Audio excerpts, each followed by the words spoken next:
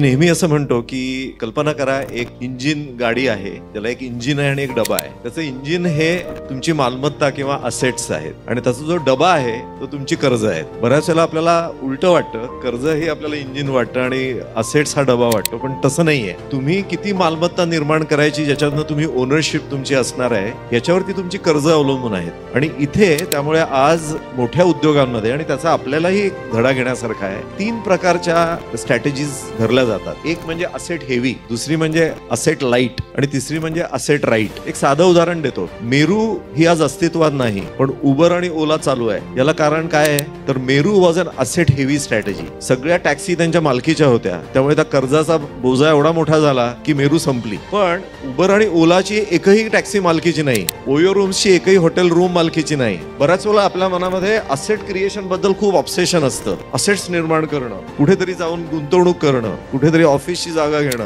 Think before you leap. कारण ह्या सगळ्या मालमत्ता निर्माण करायच्या चढाओढीमध्ये आपण कर्ज आपल्या डोक्यावरती किती उभी करत असतो. त्यामुळे तुमच्या असेट्स हे इंजिन आहे, त्याच्या मागे येणारा डबा ही कर्ज आहे, हे नेहमी लक्षात ठेवलं पाहिजे. त्यामुळे कारण असेट्स निर्माण करू नका, फिजिकल असेट्स.